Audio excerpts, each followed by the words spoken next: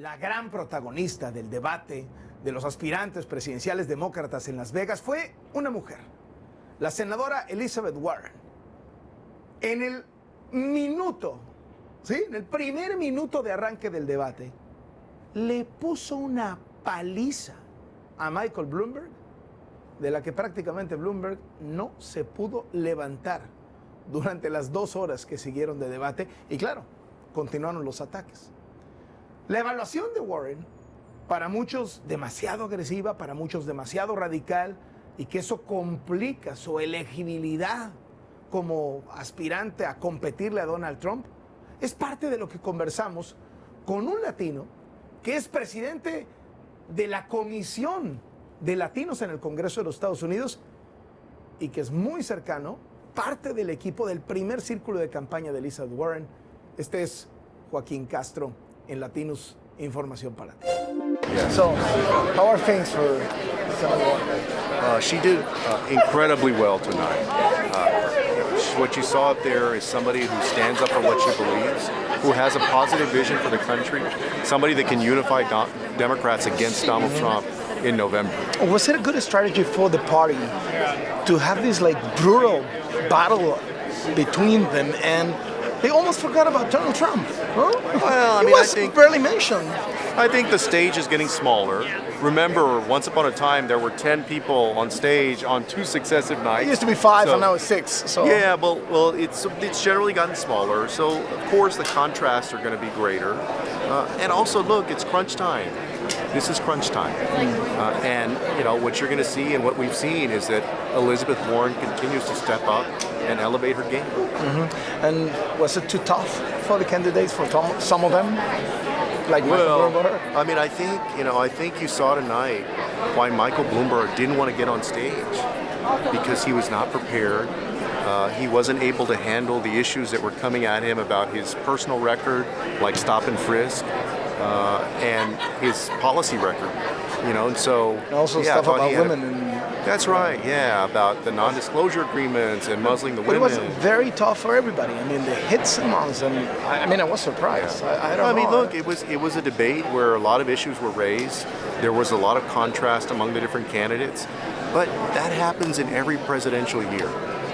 There's no way somebody's going to run for president and they're not going to get challenged on their record. They're not going to get challenged on what they've said. That's part of the process. Mm-hmm. So you think he didn't prepare well enough?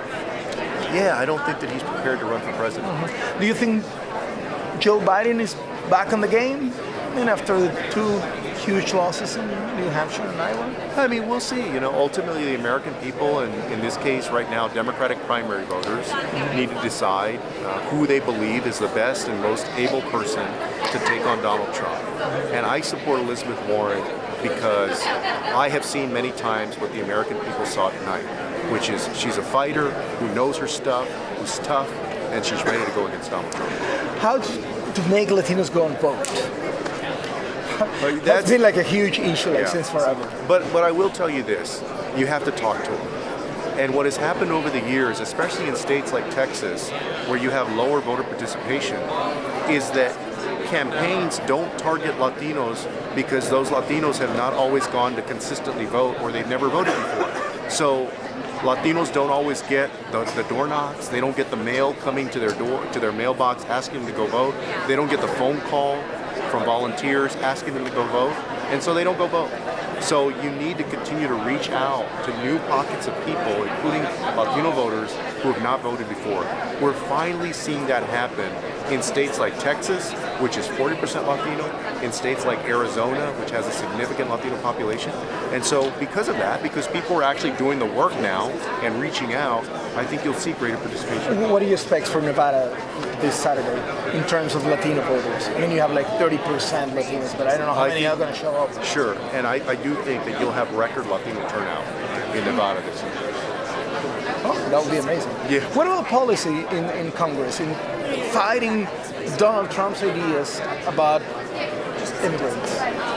Well, Donald Trump Do you have any hope, or is just of course, all the way to no. the next I mean, look, I'm proud to represent my hometown of San Antonio, and if I ever gave up hope that what I'm doing in Washington is useless, then I would leave. I would not be part of Congress. So I do have hope But Donald Trump has been the most divisive president, American president, in modern times, has torn the country apart. So most of all the Democrats on stage, we need somebody who's going to bring Democrats together, but more than that, bring the country together. And that includes healing a lot of the wounds within the Latino community. Because this is a president that described Mexican immigrants, my grandmother was a Mexican immigrant, described them as rapists and criminals. And so the next president has to make sure that Latinos and other Americans feel like they're part of this country and not like they're demons. Finally, is he in the best position to win this election? Who's that? Trump. No, not at all.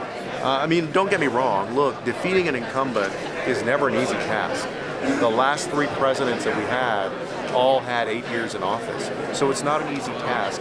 But he's also very disliked because of the way he conducts himself, because of the way that he tears people apart. Congressman, thank you very much. See you.